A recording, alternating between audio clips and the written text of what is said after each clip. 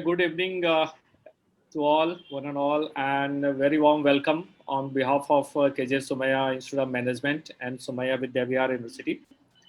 And we are happy to have Dr. Carla from Carla Enlin from the Vega School, Capetown, South Africa. So, very warm welcome and greetings from Mumbai to you.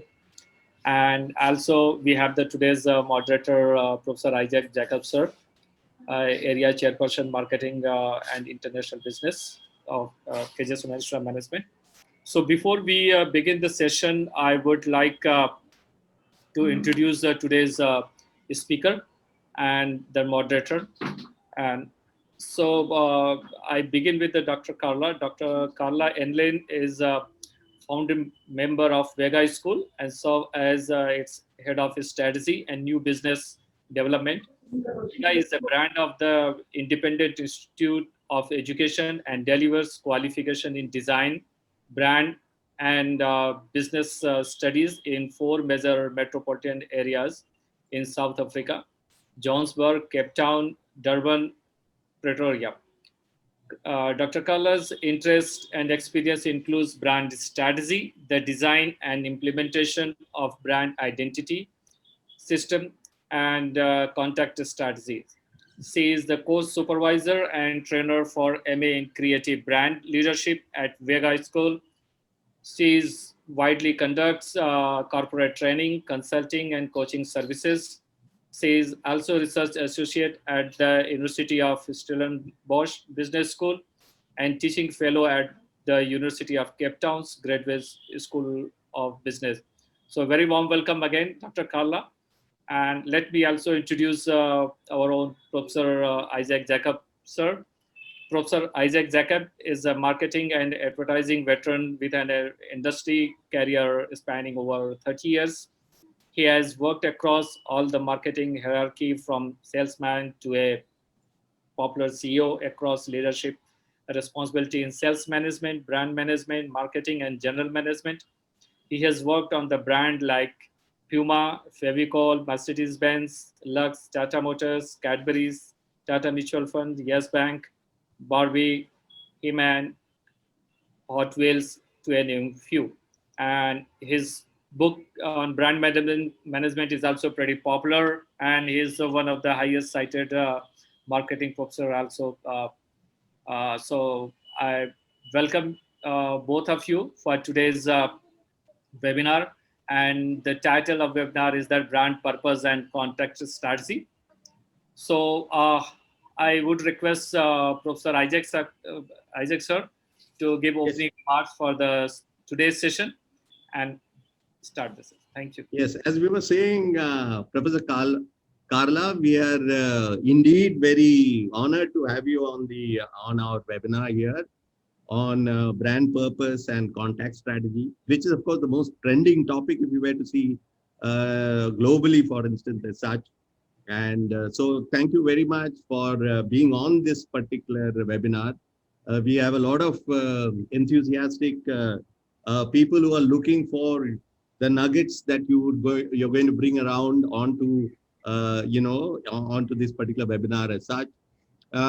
We would want to basically perhaps, of course, when the Q&A actually comes through, question and answer session comes through, we would want to know as to how perhaps brands have repurposed themselves in this COVID environment, which is, of course, the most trending topic. If you were to really look at, a lot of work has actually happened, and a lot of brands have also come up and actually repurposed themselves from a commercial purpose to a more societal purpose, for instance. And that is what we would want you to basically talk about, and how brands in the area of your expertise, which is South Africa and the other parts of Africa, for instance, and how really brands have repurposed themselves and reinvented, reimagined how they would be delivering more compelling value to the customers as such. So that's the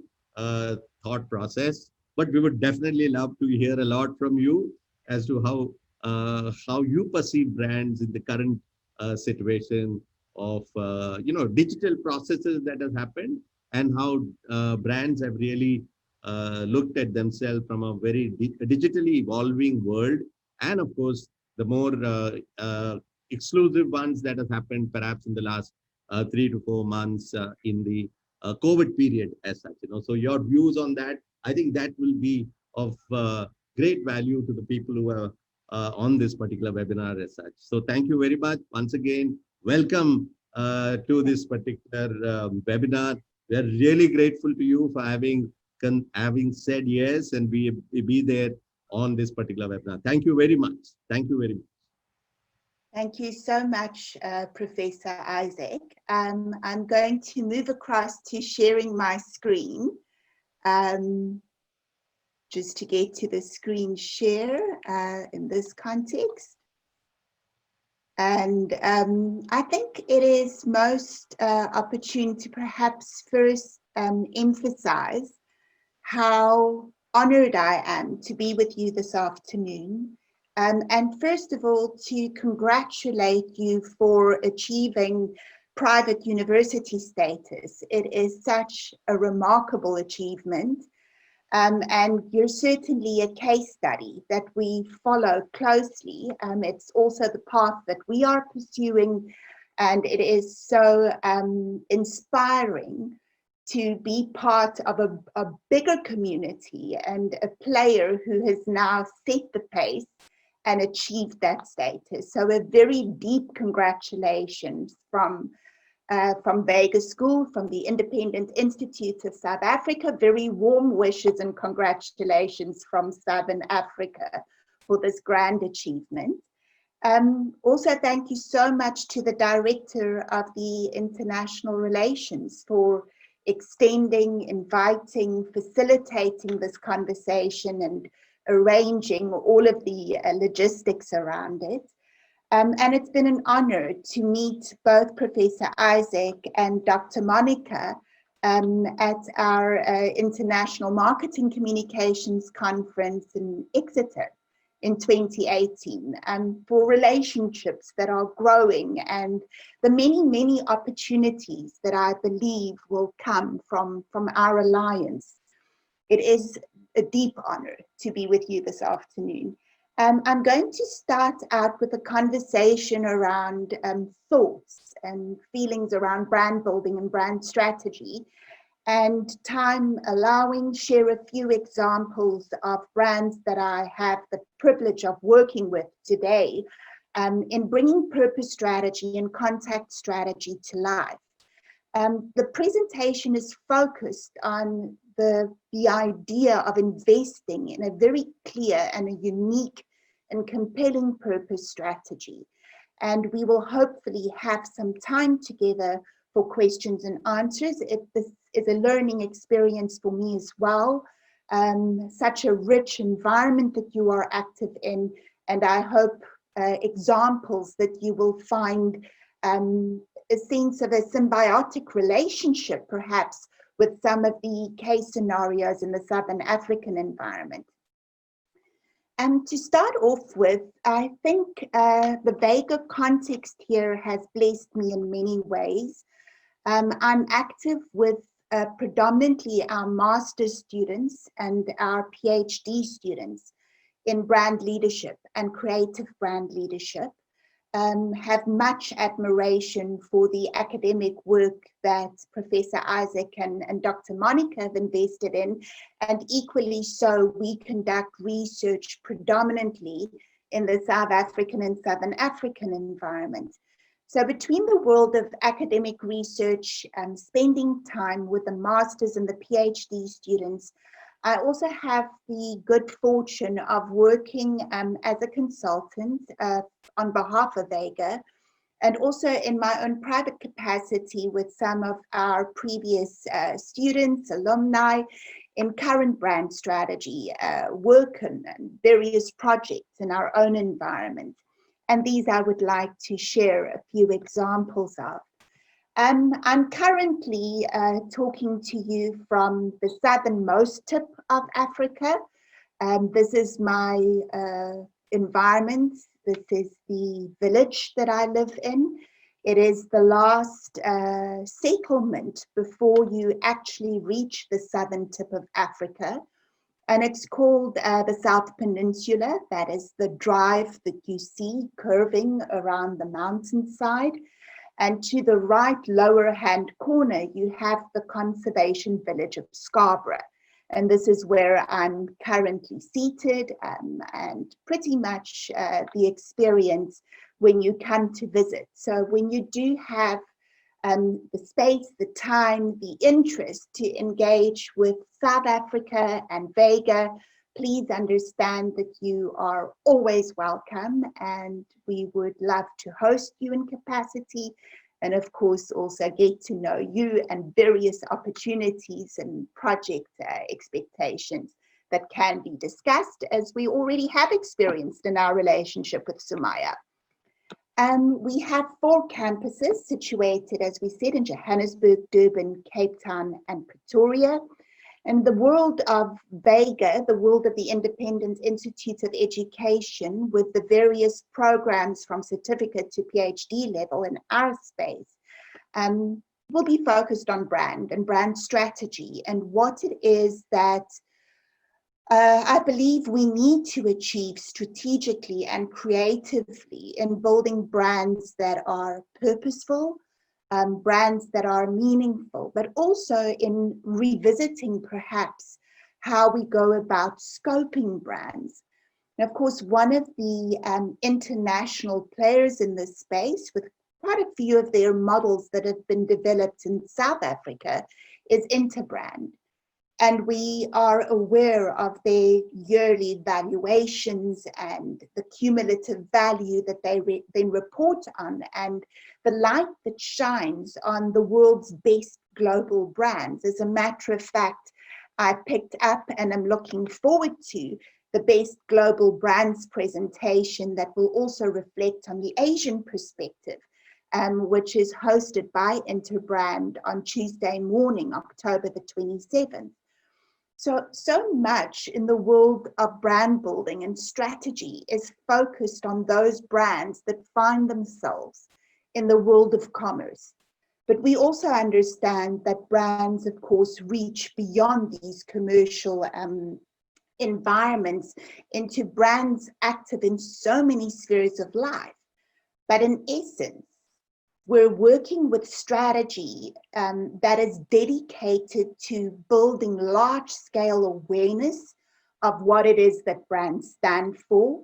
When valuation is conducted, it's focused on the fields of positive association around these brands, and whether the fields of positive association that brands enjoy actually mature into a definitive perceived value. Does a brand hold a unique and compelling positioning in the market? And does it, as a result of its value, as a result of its positive association and large-scale awareness, actually succeed to build relationships with people, to build and grow loyalty over time? And those of us on MBA programs investing in academic research in the world of business, marketing, brand building will understand that the cumulative value of these 4 lenses strategically would then ultimately produce or define the value of a brand that we also report on in terms of its financial status today, the concept of brand equity. What I find interesting is that we strategically focus so much of our activity on those corporate brands and can also learn so much from brands that have strategically built the same sense of purpose and strength in loyal relationship in worlds beyond necessarily the world of commerce. So as a student of brand building and as a strategist active in industry, I really do try to lean into all spheres of brand building, to be mindful of, let's put it this way, to be mindful of any social construct that actually succeeds to take on large-scale awareness. any social construct that really succeeds to position itself well, to build those fields of association, to build a sense of loyalty, is regarded as a brand. And as students of brand building, I think it's wise to explore not only the world of commerce, but to also explore those brand constructs that have succeeded to build that sense of equity and perhaps the sphere that they are active.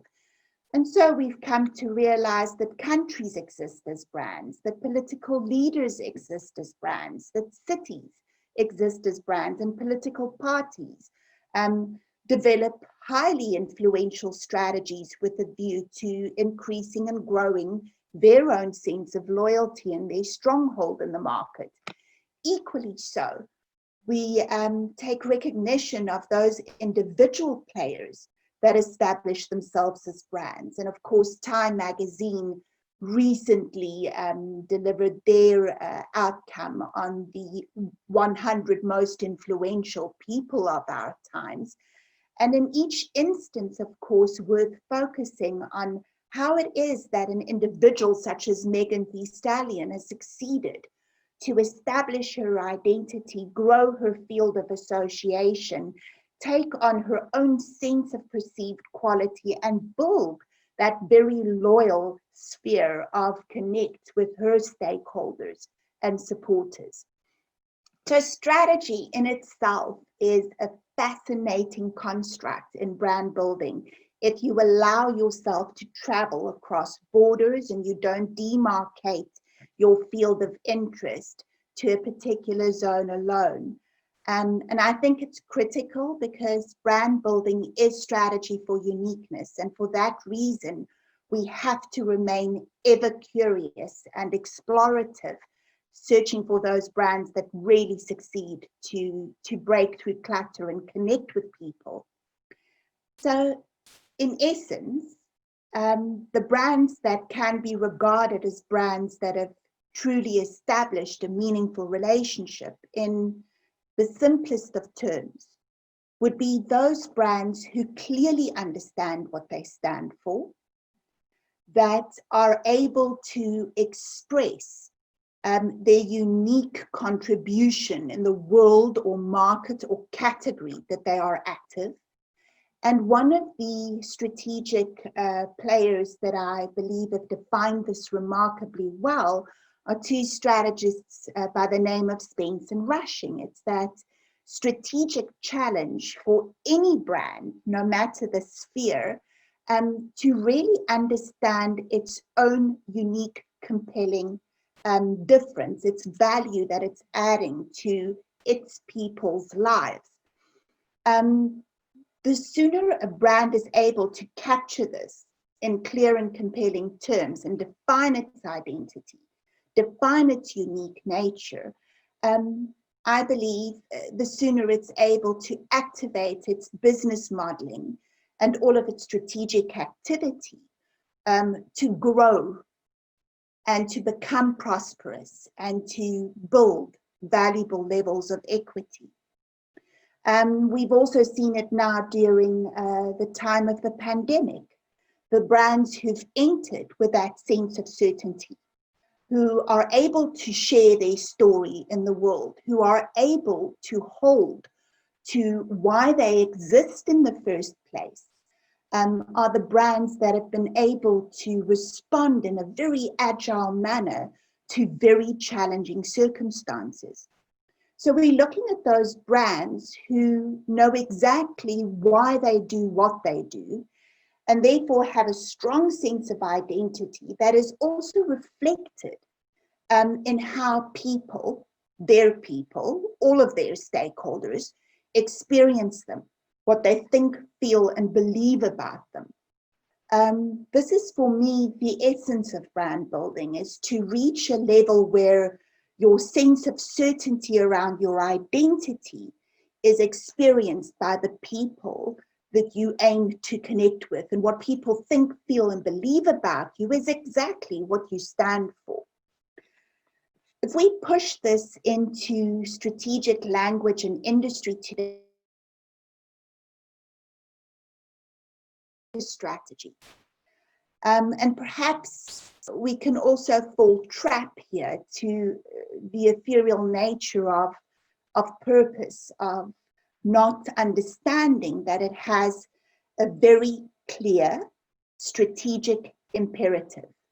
And that imperative is that you are active in a market, active in a category, active in the world, if you're a city, a country, a political brand, with a particular reason for existence. And hopefully your reason for existence is indeed a unique reason for existence. And you're adding value to how we live and experience life, whether you are a breakfast cereal or a city brand. That unique, compelling identity is at the heart of an effective strategy. Pushing this into a South African environment and sharing examples from my own world, and really looking forward to examples that you will be sharing later that may stand in unison. A brand that we truly celebrate from a South African perspective is the brand Discovery. And here you have the perspective of its Chief Executive Officer, Adrian Gore. Discovery, and consider the name, to discover, discovery, started out as a medical aid and insurance company, but right at the outset defined its purpose as the well-being of people. The physical, the spiritual, the mindful effect here of a business strategy dedicated to well-being. And so Discovery has evolved through various product portfolios, but now too crossing industry as a bank, establishing itself as a bank, holding on to that very same central purpose, the value system that it launched with, purposeful to the core. And here a beautiful reflection for us of a business model that upholds its values to reach out and affect people's lives across categories and industries. Moving further with the idea of purposeful brand strategy or meaningful brand building, it's also, of course, is a team of MBA students and is a team of academics and practitioners, incredibly important to be curious and explore, but equally so to be critical. And for that reason, I also closely track the reporting of Havas. Now, this firm conducts research every alternative year to reflect on how well brands are succeeding to deliver on their purpose, to build meaningful relationships with their markets.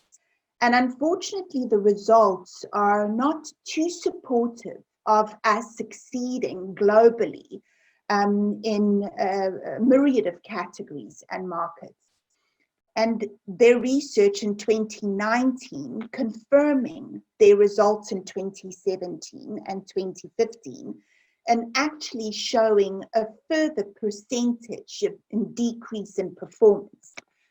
At this point in time, and yes, it's a generalization, but it's definitely worth reflecting on, at this point in time, 77% of brands could just as well disappear from our lives.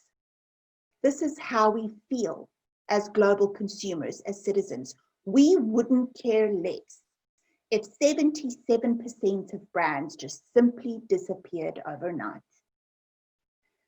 So if we flip this reality, it's for you and me to sit back and consider, well, which brands have you and I then really built meaningful relationships with?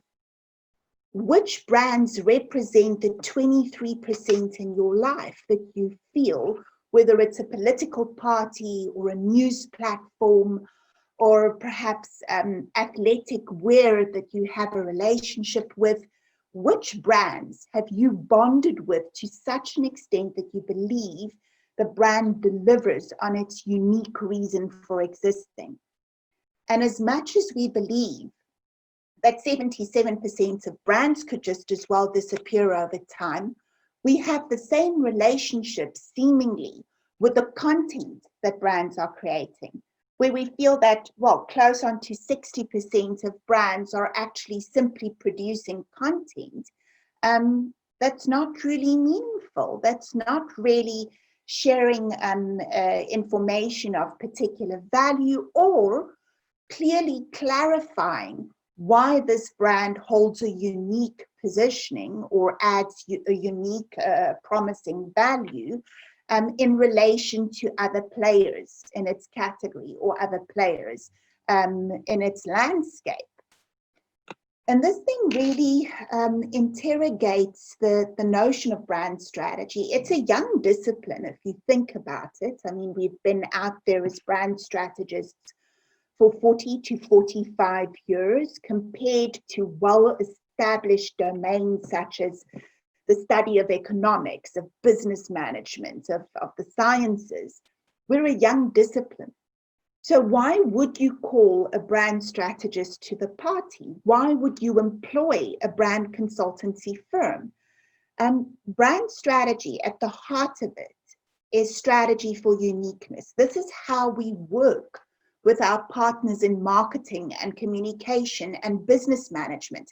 Our role is to uncover that unique and compelling point of connect with the people that you wish to aim with, whether those individuals are consumers or voters or citizens, the myriad of stakeholders that you wish to build a relationship with is a relationship based on your particular unique reason for existing. So a successful brand strategist would first and foremost have the ability to uncover that uniqueness. And from there on to realize that every single touch point with every stakeholder group communicates something. And by touch point, I mean every point of connect with that brand, from how it performs through its products, how it delivers in terms of service excellence, how it goes about communicating. Every single move matters. We've seen during the time of COVID, the leadership of brands, the chief executive positioning of brands, every touch point matters. Every touch point communicates. Everything is interconnected. And it's always, when compared to our colleagues and the experts in marketing and business management, often focused on the customer markets, in brand strategy, you cannot afford to misstep and not hold a constant 360 perspective on all of your stakeholder groups and your influence. The world is simply too connected, too active, and in 48 hours and less, your equity levels can be impacted by people and what they think, feel, and believe about your behavior. This to me is then the privilege of having a conversation with you this afternoon, because this is the area in which I spend most of my time, purely because I'm passionate about the strategic space of purpose, strategy, and contact management, but also because this is the world in which I live in with clients. A lot of my time is invested in uncovering unique reasons for wanting to invest, an entrepreneur's unique reason for conceptualizing a new product or prototype in a service category, whatever the case may be. And from there on to create a business model that aligns with that purpose, a culture and an organizational practice that will uphold it over time. But it's also an opportunity to deal with the challenges that we face and to bring this to life with perhaps a concrete example before I share a few South African experiences. Take this global strategy and such a successful, clear communication perspective, such a strong personification of the purpose strategy in itself. Dirt is good. A strong strategic platform for OMO. But how dirt is good is able to then travel across not only borders in its own continental space, but across continents, becomes the contact challenge. And here we've got that celebration of dirt is good with happy, healthy, confident kids, kids who are at play, kids who are at play with everything from mud to paint, would be an expression of kids growing, kids learning, kids becoming more creative.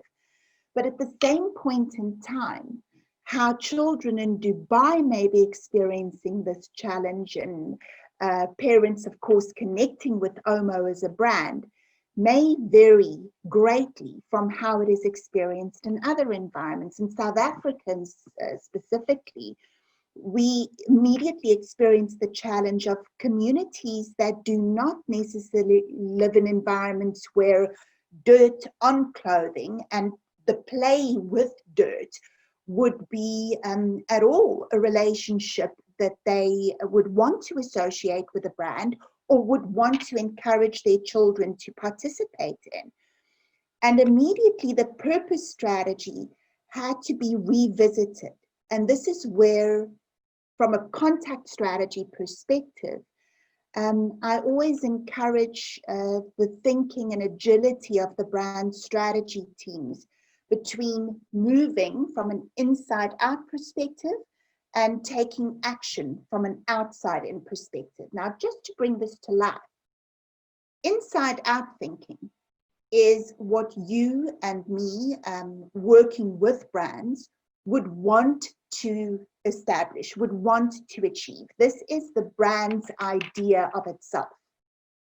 Outside in thinking and an outside in perspective would be the perspective of markets, consumers, the media, unions, your various stakeholder groups.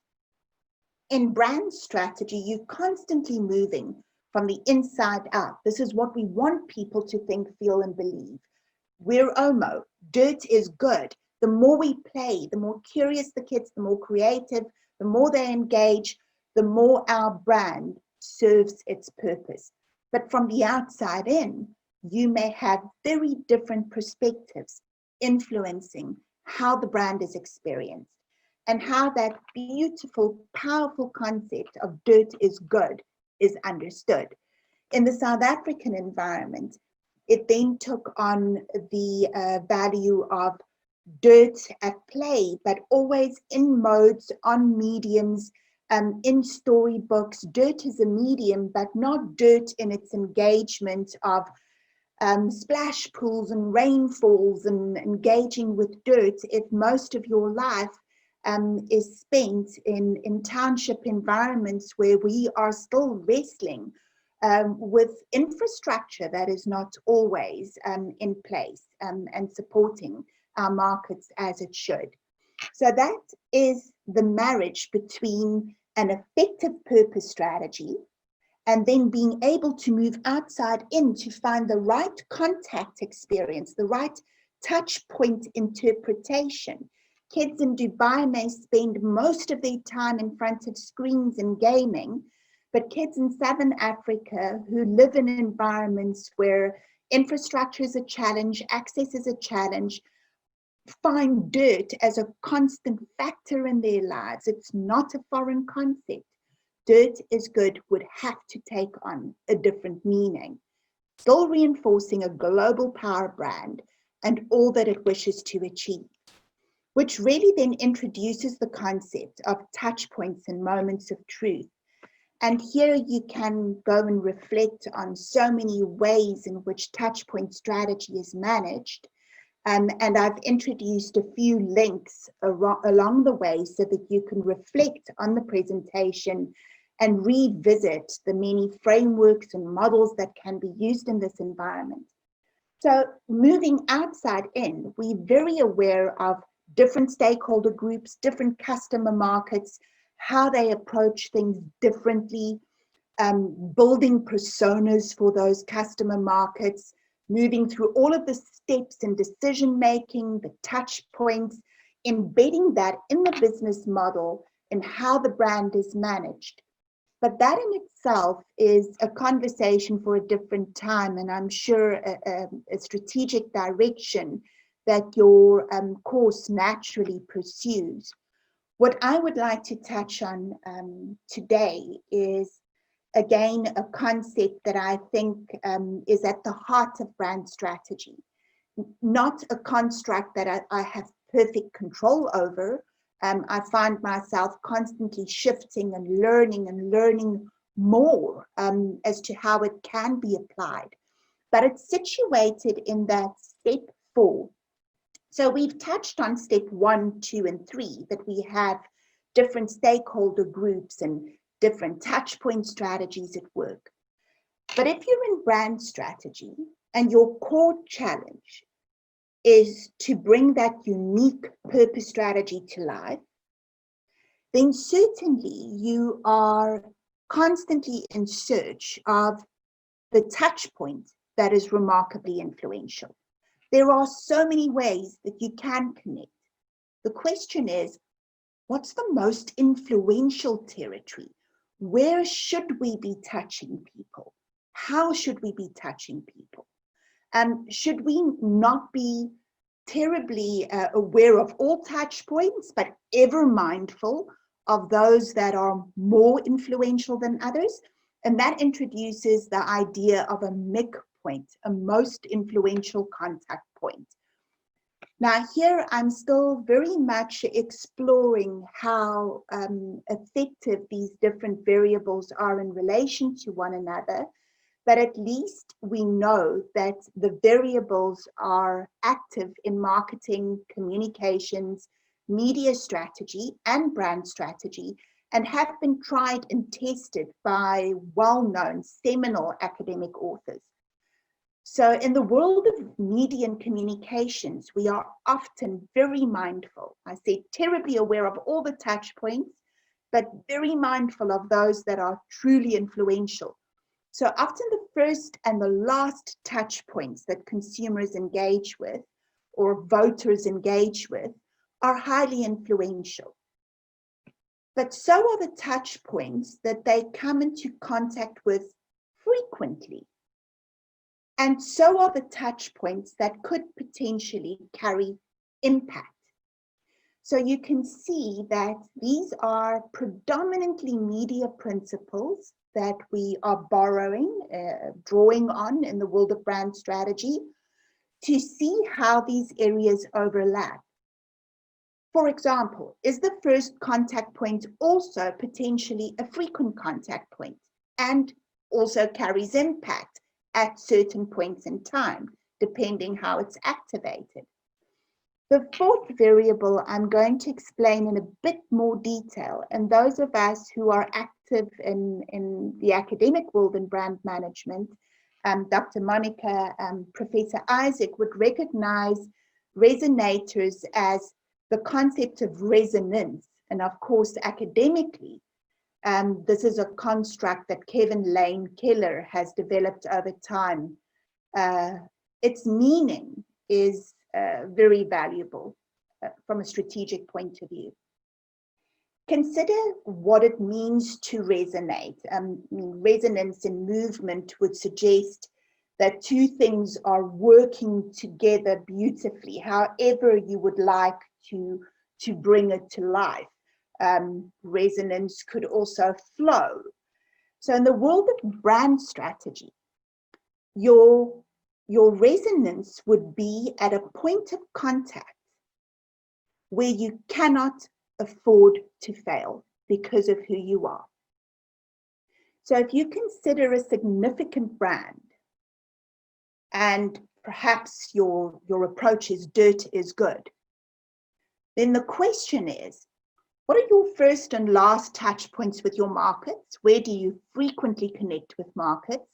How do you impact markets? At which touch points? But above all, at which touch points can you not afford to fail because of the promise you're making? Now, you can put the same challenge to politicians.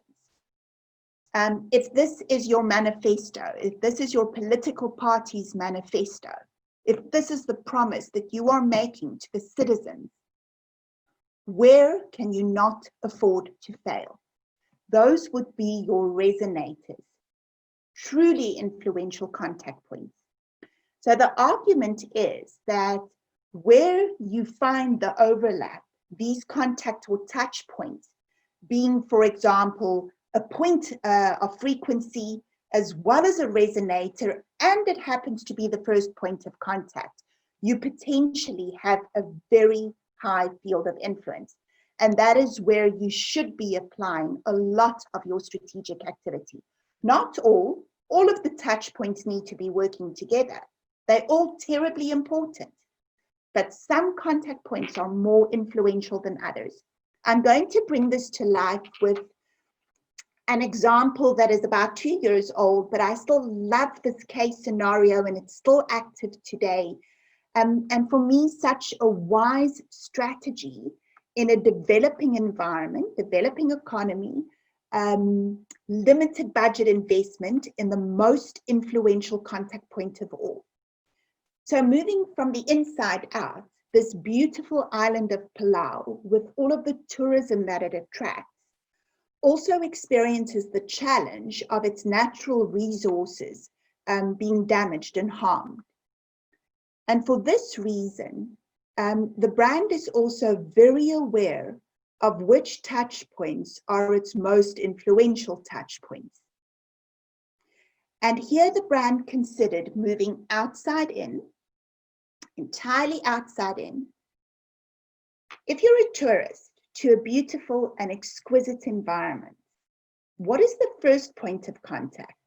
What is a point of impact? At what point do you feel that you've genuinely arrived?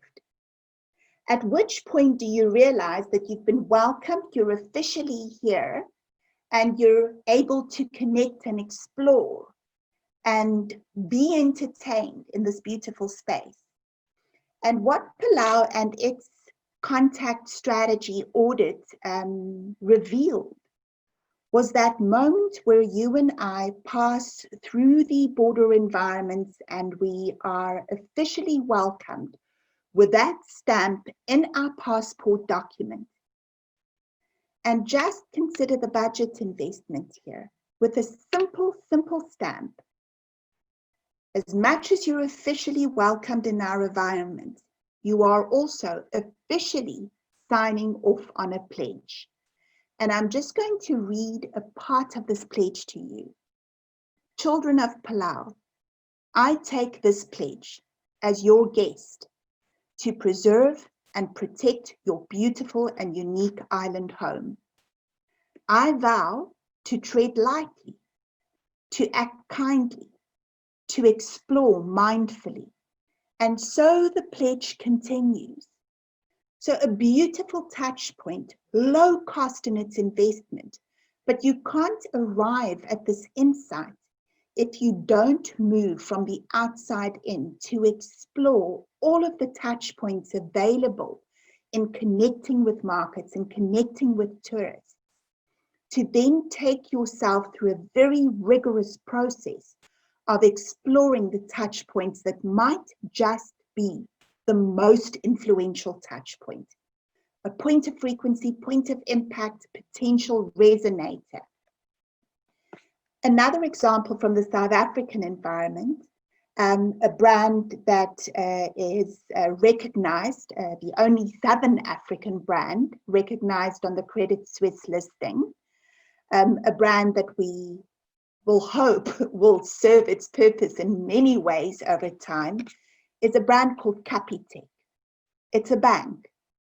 It's a bank that's reached out to markets that have really battled to establish their credit worthiness over time. It's a bank that now supports certainly the mass market in South Africa. It's a bank that has clearly redefined itself in its purpose strategy. So remember, it's that symbiotic relationship between the purpose strategy and the touch point strategy. So their promise is Clients will always know what they get, and they'll always know what they pay for. It's such a different purpose strategy, such different language from the typical financial banking language that is often very complex to engage with, very complex to understand. But again, my promise was to share a most influential contact point.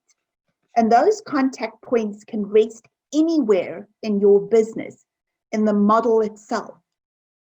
So the contact strategy here had to explore what it means to promise clients that you'll always know what you get and always know what you pay for. So we understood what is really important about this brand. It's all about a culture of innovation, new technologies, simpler systems and processes. But then came the real strategic brand challenge of uniqueness. It's not just about innovation in banking, not if this is the promise you're making. It's about creating systems that are both simpler, but more transparent, open, accessible to people. What we need to do is create the banking system and banking experience where clients feel that they are in control of their own financial status and their own financial banking experience. And for that reason, Capitec redefined the entire touch point journey, but specifically the most influential contact points. So visually, you can see that everything became more transparent, more user-friendly, more open. We don't have a teller separated from a client. People sit down next to one another, mindful, yes, of social distancing, but in relationships where screens are shared, it's not a case of a client not being able to engage with their own electronic status. Of course, many markets in South Africa still rely on tellers, still rely on ATM systems. And in these environments, new experiences have been designed. But most significantly, and in very, very simple terms, the first bank in South Africa to be open on Saturdays and all day Sunday, the first bank to realize that it should be open later in the evenings and earlier in the mornings to serve its particular market. The first bank to realize that it needs all of the official languages active in the banking environment so that clients always know what they get and always know what they pay for. And yes, of course, we would have to touch on Nando's. And I actually had a look at how many opportunities you have in India to eat and consume Nando's. It was interesting to see how many restaurants there actually are.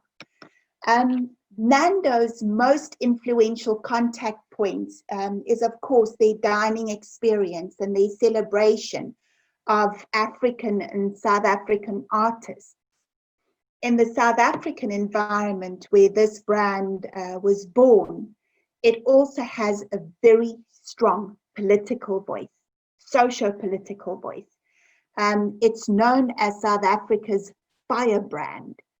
And as a firebrand, it is often the first brand to comment on any political corruption, any social missteps, anything that may affect the citizenry, the Nando's citizenry, the flame grilled peri-peri chicken citizenry, any misstep, and Nando's would be the first to report on it. So it has a very strong presence, a very strong voice, always tongue-in-cheek, always irreverent, but very insightful as a brand. And this example for me will remain a very powerful, influential contact point. So wherever we have our national days being celebrated, you'll find a strong Nando's voice around who we are, around our identity. And Nando's itself here took on the idea of the spell check. Why does Nando's always receive a red line on a spell check? And why is it that so many names that are not English names receive a red line? My identity is just as important, and my name should not receive a red line. And so Nando's set out to engage with markets and invite us to all submit our names. And more than 70,000 names eventually found their way onto the Nando's lists and to remove and get rid of that red line.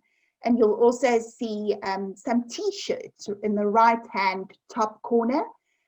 Those t-shirts all went out to very influential nano influencers, macro influencers, big names politically, socially, in the world of entertainment, definitely in the world of journalism and reporting. And every single individual received the opportunity to get rid of that red line suggesting that its name might be an error and a spell check error.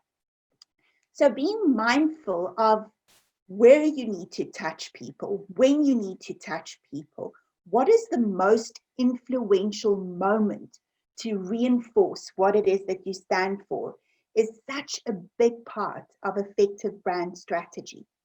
And sometimes that most influential touch point could also be a most influential moment in time, a Human Rights Day. And Nando's is very mindful of when its socio-political voice needs to be heard, needs to be felt and understood by its people. The two last examples I'd like to share with you in terms of touchpoint strategy are two brands that I'm currently involved with and working with in terms of their most influential contact points. And what set Jojo apart as a water tank, originally a company wholly focused on water tanks and water preservation and security in South Africa, and you may be aware that we have recently suffered a very big droughts in the Western Cape. Jojo has recognized that it serves a purpose much stronger than just the manufacturing and production and distribution of water tanks. It's realized that it's actually dedicated to water solutions, water preservation, water for life. And today, the purpose strategy connects with markets with that statement of all things related to water, all things H2O. So you can see how we've pulled that purpose strategy into a space where it's not purely product focused, tank focused. It's now focused on the precious and life-giving resource of water. And as a result, the company is also now investing in mergers and acquisitions that extends its foothold, its brand equity in the world of water. Its most influential contact point at this stage is podcasting. We are searching for all of the water heroes out there. Every significant sponsor player, every significant individual, every citizen involved in water security, water preservation, recognizing the scarcity of this resource. And through all of these testimonials and celebrations and really showcasing what it is that these individuals are achieving and what these players and companies are achieving is being cast into podcasts. And the podcasts will in itself become such a meaningful way of building the brand's presence, which is perhaps a very valid point to stress.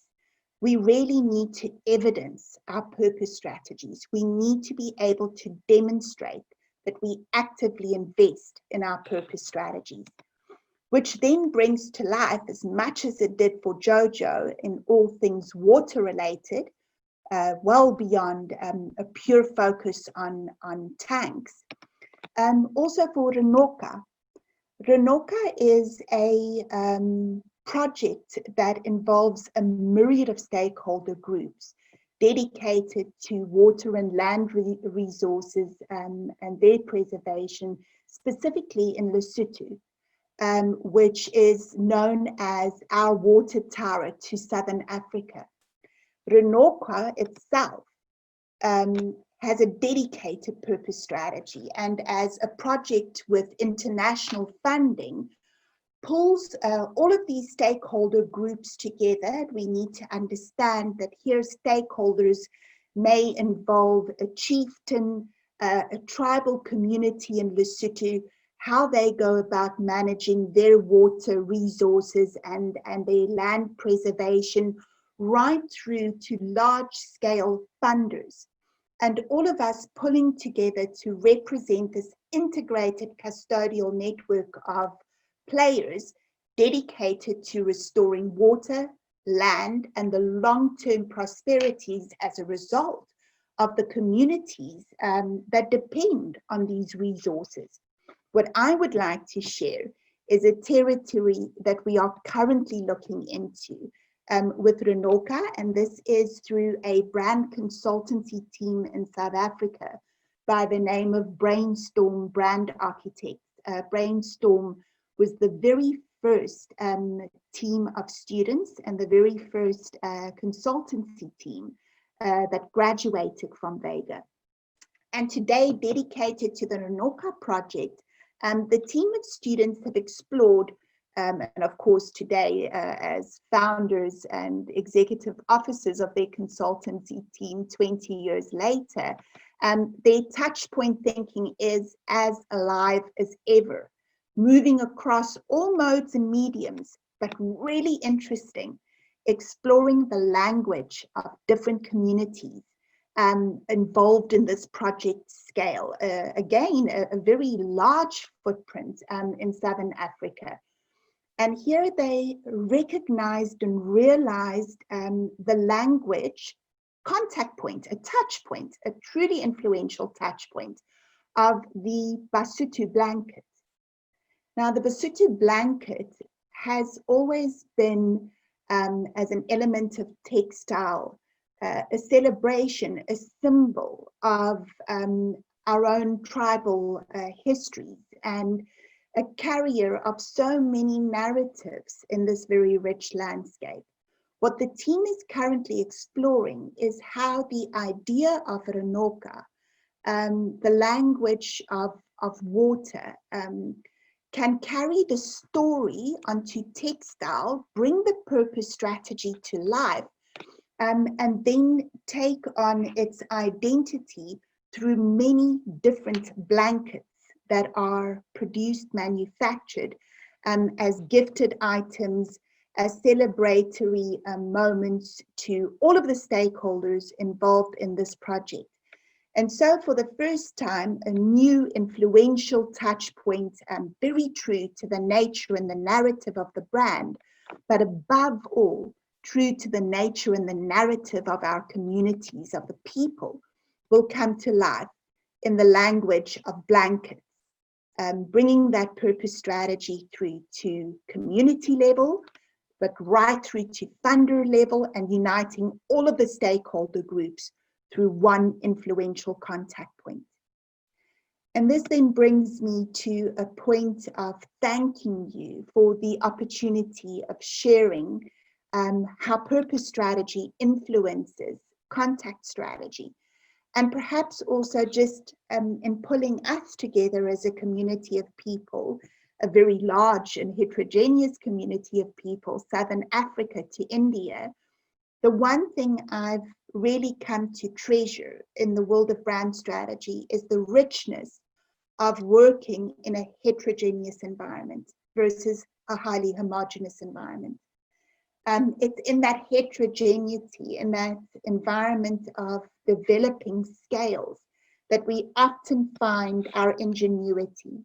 And if we look at how companies such as Ipsos celebrate what leapfrogging means and what it means to innovate in developing economies in emerging markets, it's in that context that we really also understand the potential of uncovering a unique, meaningful purpose and adding value to people's lives, and uncovering contact points that may otherwise be overlooked. But as the Basotho blanket in the language of water, uniting an entire stakeholder group around a specific project to uphold water land restoration in the name of Renoka, is certainly an example, I think, of innovative thinking, and reinforces perhaps why in the world of brand building, we now also see so many of our academic partners, strategic players globally publishing in this space, also arriving at the idea of the rise of companies and their chief experience officers.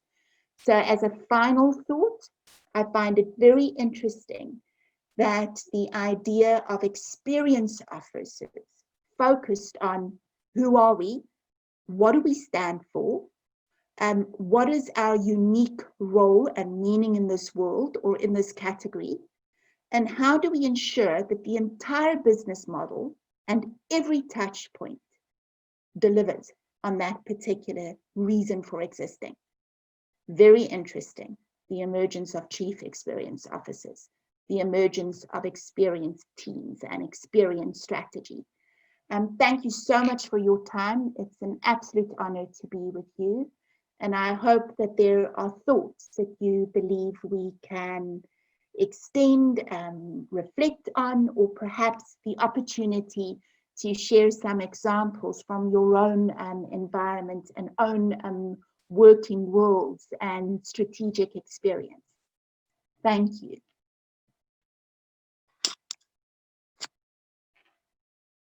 Wonderful, wonderful. Thank you, Professor Carla. Wonderful, walkthrough as far as branding is concerned. You looked at various branding areas that was also enunciated, but very good walkthrough.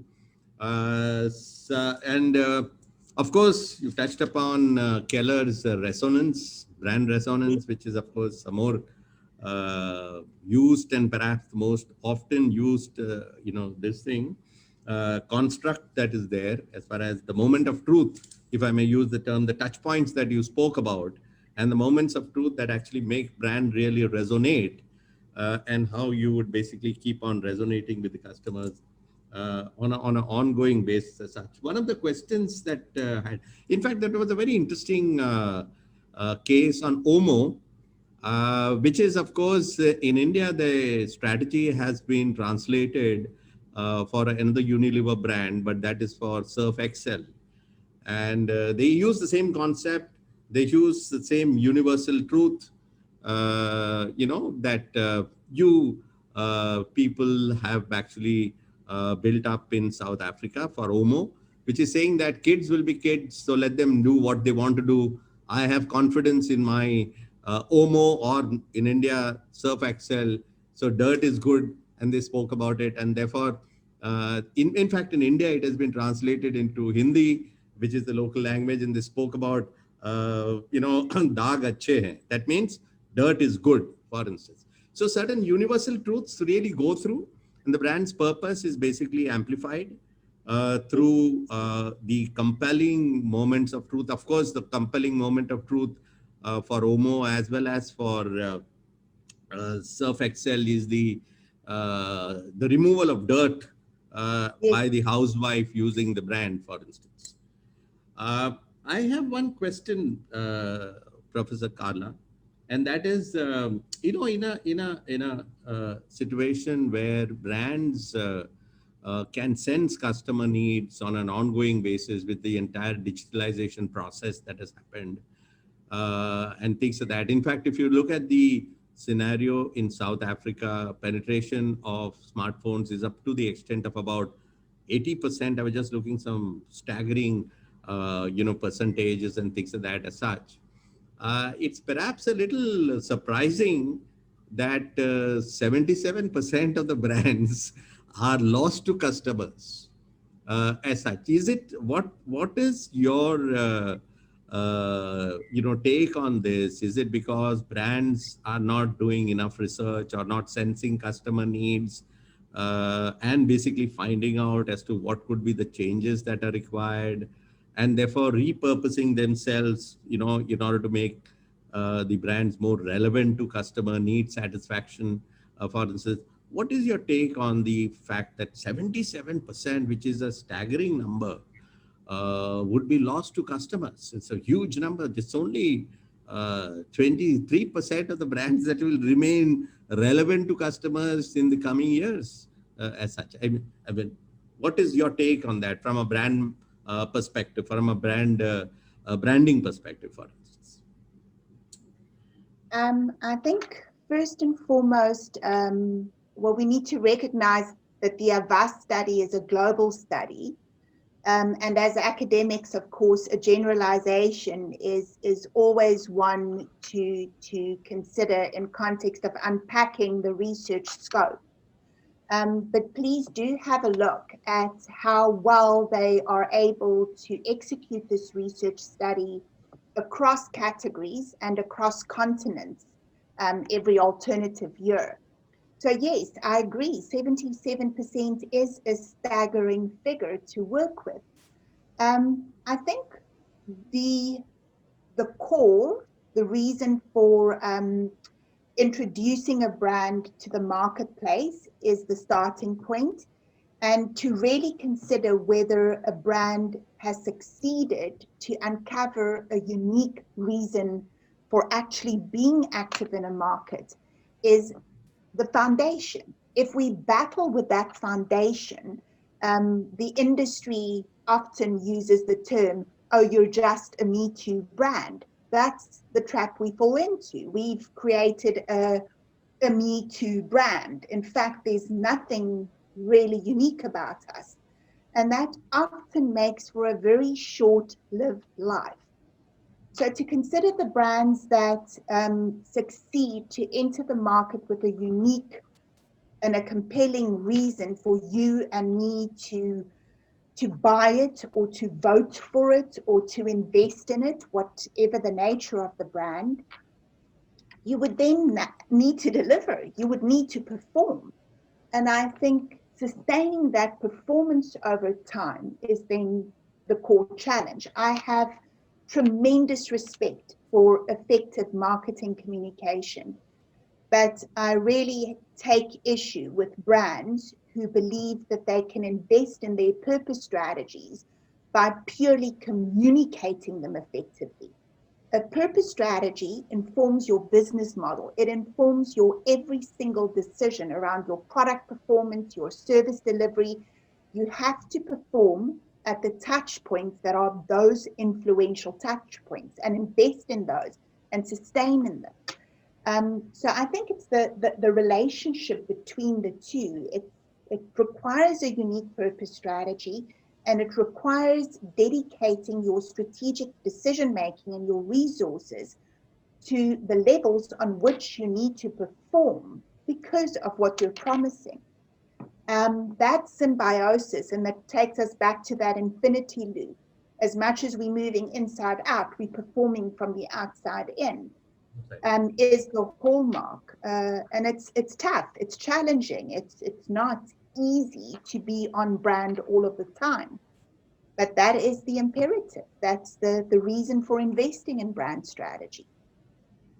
Absolutely, absolutely. So you to keep on reinventing. That is the more important factor, and be inside out. And I mean, that strategy is exceedingly good. And the case study you took on Credit Suisse, I think, is wonderful.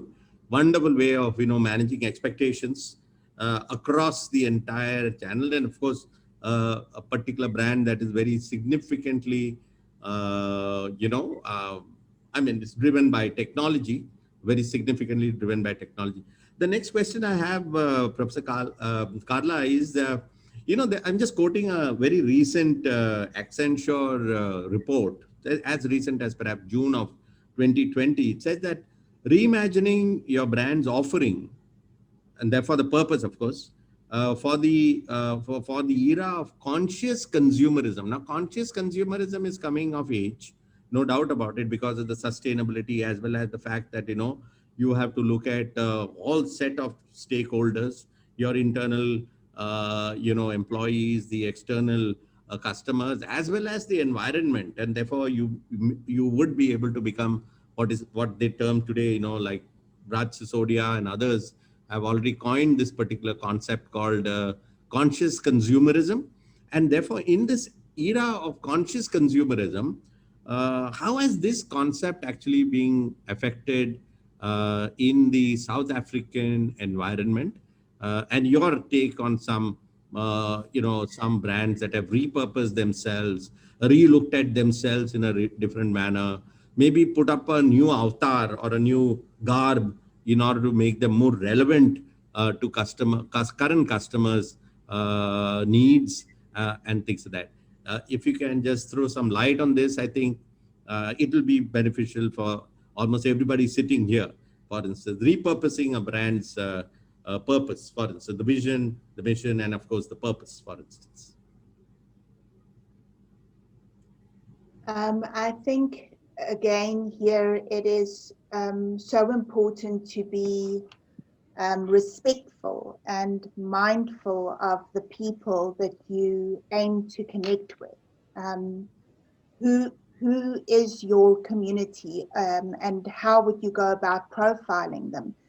So I think perhaps in perspective, if we were to think of a brand as an ecosystem of stakeholders, an ecosystem that involves from your customer markets to your core clients, right through to your media communities, your unions, and so forth. Your reason for existing is hopefully adding value to your ecosystem. It's a healthier, stronger ecosystem as a result of your presence in the market. What I mean by respectful and mindful is to be mindful of what consciousness means, unpacking that meaning and your role in that meaning in your ecosystem is vital. What difference should you be making in your particular ecosystem? And I'd like to use perhaps a more concrete and specific example here of a brand that in the South African landscape we've really come to rely on beyond its own business, now that we're talking about consciousness. There's a local company by the name of Outsurance, and they've redefined insurance with the payout premiums many years ago. So the whole idea of outsuring rather than insuring. But what Outsurance did, rather than invest heavily in purely marketing communications, is they've concentrated on their core communities to determine that one of the areas in which we're really battling is with current infrastructure. Our roads, our traffic systems, our traffic lights, and even the heart, our economic heart is called Sandton, at the heart of Johannesburg. And often in this economic hub, you will find more broken traffic lights and more potholes than you would find elsewhere, which is, of course, the challenge of infrastructure. And Outsurance then introduced a whole system of points men and points women. And over the last 10, 20 years, we've truly come to rely on these points men and women. This is how we navigate Sandton. It's how we arrive at work on time as a result of their presence. But of course, with COVID, that immediately impacted how they were going about managing their points men and women. And what they did is repurpose these teams into all of the taxi ranks in South Africa. So all of the teams were repurposed to now sanitize, to make our taxi ranks safer, cleaner, to really assist inside taxis. And I just find that agility to purpose, repurpose, and I love your focus on to reimagine. It's very difficult to reimagine if you are uncertain as to what it is that you should be imagining in the first place. Your purpose holds your north. And if you understand who you are and why your existence actually matters, you can reimagine. It's very difficult to reimagine without that strategic north. to repurpose without your strategic north. Very true, very true. But very interesting one, from insurance to assurance, right? Assurance, basically. Yes, that's a very wonderful way of, yeah, action. Also, a lot of a lot of international brands who have come there have relooked at aligning their brands to the local cultural requirements. Example I can give you is perhaps North's shoe, the North soup, which is your Unilever brand. They have repurposed themselves, and they are now looking at very specific ingredient-based strategies that are there. For instance, I believe that dark onions are very well accepted in South Africa, and therefore they built up their entire North soup range using the dark onion soup, this thing itself. So therefore, they are also re-looking at themselves, or that brand is re-looking at themselves in the context in which they find themselves in.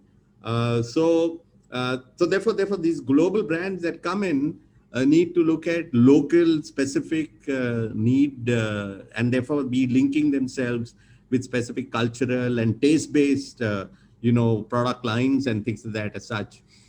Is that the only example that one can really get from, South Africa? Because we were intrigued, because, taste is something which is very specific to local requirement of consumers. Is there anything else that you can throw light on, saying that how brands have re-looked at themselves and re-engineered their value proposition to meet the cultural stroke, maybe social and other requirements of people, the community in South Africa? Any other examples that you can give us?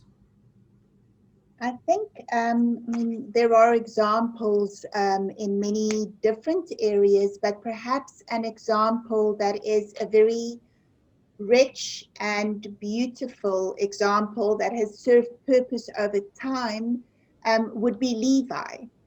If we consider how Levi has become increasingly more mindful of not only what fashion entails in different environments, but how one goes about celebrating street culture, beauty in different spaces and places, and how they've re-engineered the fit of their jeanswear to be more mindful of what it is that we celebrate in street fashion and beauty in a Southern African environment is, I think, a very good example. So the launch of the Eva jeans that are just far more mindful of our local figure and how we go about celebrating what we think is fashionable is a rich example.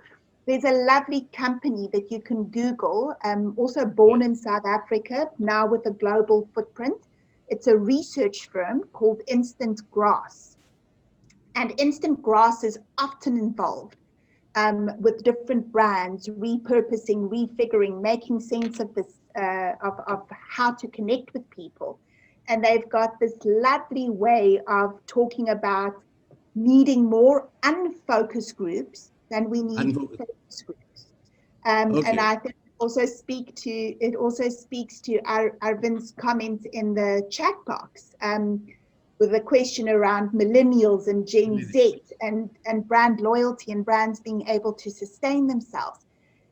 We really need that investment in ethnographic research and spending time with people to really understand how they move, what they enjoy, how your purpose can evolve over time. Your purpose holds your north, but how you go about reimagining, introducing new product experiences, new touch point encounters, really demands more unfocused groups than perhaps focus groups. So a lovely brand to go and have a look at is Instant Grass and the work they do in this space. Incidentally, just to take your point forward, Denizen is a good example of how Levi's reinvented the jeans in China, for instance, especially in an emerging market where price points are very, very sensitive, for instance, especially for the millennials, and how they really invented the Denizen jeans, which is now, of course, gone into all almost all the emerging markets. I'm sure it would be also there in South Africa, for instance. It's one of the learnings that Levi's have taken on a global basis, and they've not even looked at any extension of the Levi range, but they looked at a completely distinctly different multi-brand strategy, a second brand strategy, but specifically looking at the millennials and how they would cater to the needs of the millennial, both in terms of the price value equation, as well as in terms of meeting the the fashion requirements of the millennials in emerging markets. As such, very wonderful, wonderful example as such. So very good, very good. From my side, I think I think there are a lot of questions which the participants would want to ask you. So let me not come between the participants and yourself, Professor Carla. But certainly we would want to look at various ways, which of course we will speak about in the next few minutes after we finish the question answers. We will discuss as to how to how to go about the next steps forward and things like that as such. Okay. Thank you. There are some questions which are coming. I'm sure Satendra would be, ready with the questions from the participants. Yes, thank you, sir. Professor Carla, I have a few questions. Some question has been sent while doing the registration and some here with the audience. So we'll try to next 2-3 minutes, we'll pick up those questions. So the one question from the Yusuf is, he said, ma'am, as you said, dirt is good. Is it applicable to brand image? Because brand image go through a lot of challenges. And please share your valuable insights in dealing with the negative brand image in titles.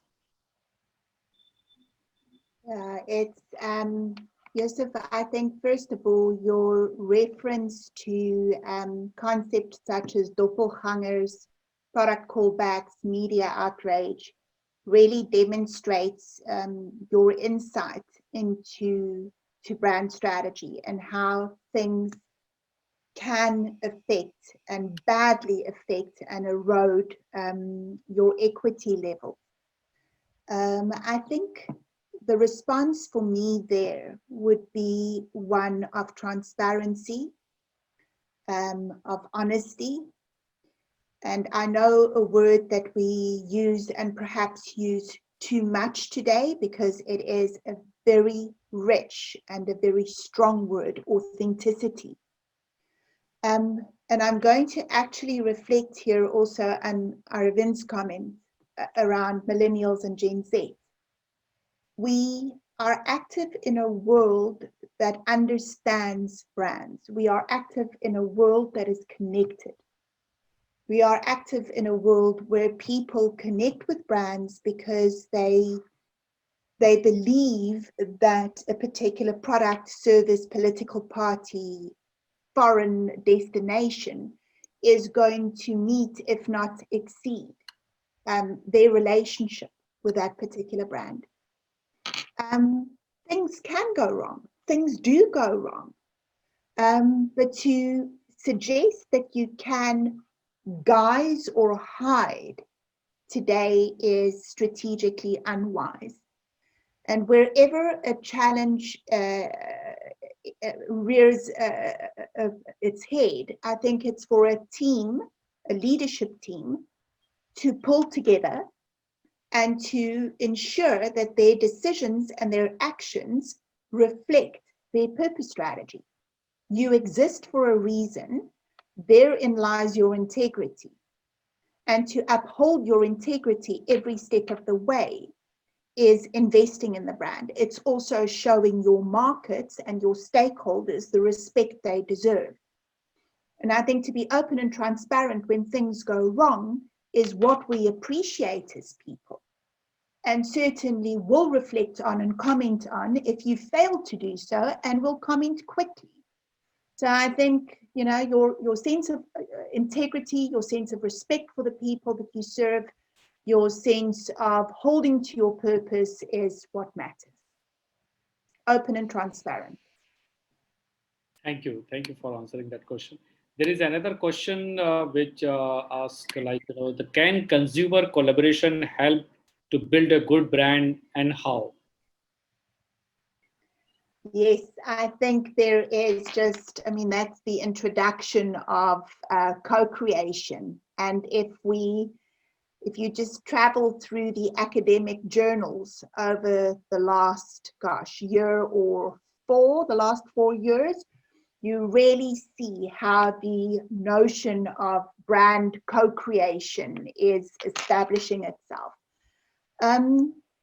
Well, I think co-creation, first of all, is a strategic business investment because it suggests that we are able to better meet, better exceed consumer expectation and other stakeholder groups' expectations if we were to collaborate with them. Whether it is through content that we're creating, consider how many online platforms, content creation platforms, are entirely in collaboration with their stakeholder groups to serve their purpose. In the end, you can actually build the most powerful reputational brand strategy by working with your markets as co-designers as much as you could rely on them to become active advocates in promoting your brand. So I would really encourage you to go and hold on to a few of those brilliant journal articles in the world of co-creation and all of the advantages that they present strategically. Thank you. Two more questions we'll take. There is a question from Shubham. He asked, like, what is more important in creating brand? Is it a brand's core value? That is what the brand stands for, or is it what they offer to audience? For me, it would be both. You don't introduce a brand or introduce a promise. I mean, a brand promise is a way of verbalizing, often through creative language, very attractive creative language, your purpose strategy. So you certainly do not make a promise that you cannot deliver on. So your ability to engineer your business and ensure that every process, every system upholds your purpose strategy is vital. That is the marriage of brand, business, marketing, logistics, communications. We see with so many of our brands, take Airbnb as an example, where you can barely differentiate between what is the brand model, the business model, the marketing model. It is one integrated, seamless model where a promise is made, and that is what we deliver on. And again, that promise is so well embedded that Airbnb has moved from offering accommodation to actually reimagining how we can experience different cities. So that purpose has set them free, but the entire business, brand, marketing, communications model, and every process and system is dedicated to serve that purpose. I hope that answers your question. Yeah, thank you. The next question from Dr. Murkia ma'am. She asked, like, how can brands hold on their purpose in a world where the social media is very powerful and it stand on judgment on the brand? I think very similar, Dr. Monica, thank you. Very similar to perhaps the previous response is by really understanding why you matter, ensuring that you are able to deliver on your promise, and where things go wrong, to be open, honest, and transparent. Respect your stakeholders, respect your consumers. Co-create, not only in the times of product development and marketing communications and advocacy, co-create in the times of challenge. And that's a mutual relationship of respect, openness, transparency. Thank you very much for answering this question. Because of time, I think there are other questions which already you have answered, more or less in the same line. So thank you very much for your time. And before I end the session, and I would like to thanks by saying one quote from Amazon founder Jeff was, he said, quote, a brand for a company is like a reputation for a person. You earn reputation by trying to do hard things well, unquote. So yes, you highlighted various purpose given by the various example. I think one of the most striking example which I liked, where you mentioned about the Jojo, how this not brand only for the tank and it's stand for the purpose. Very very strong message. Touch points you highlighted about that, and also you mentioned about the Capitec banks, how they come up with the innovative even one-to-one that solution customer interaction about that. So, on behalf of KJ Somaiya Institute of Management, I would like to thank you for your valuable time and spending time with us, with our students, with our faculty. And today's session on the brand purpose and contact strategy was truly enlightening. You have given a lot of reference of the Africa, South Africa. That reference, I think that was very new and very good learning for us. And thank you, Professor Isaac Jacob sir, for moderating today's session and also giving the some Indian scenarios a reference for the brand purpose. And I would also like to thank to our own director, Monica Khanna ma'am, Director KJ Somaiya Institute of Management, for your guidance and continuous support to conduct this kind of webinar. And this session would not be so successful without enthusiastic participant question by the student and faculty. Thanks to everyone for joining today's session. And last but not least, I also like to thank our PR team and mainly the Arvind and his team for creative designing and support for conduct all this session. And before I end up the session, if possible, I would request everyone, all the participants, to switch on your camera so we can have the virtual selfie in the virtual time. So may I request everyone to switch on your camera so we can take a snap and then we end up the session.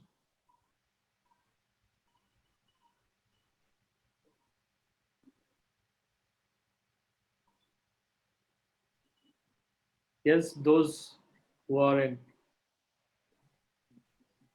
good situation can switch on your camera.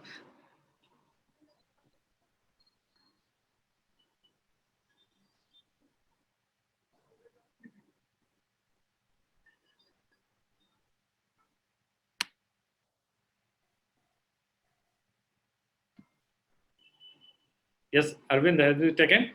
Yeah.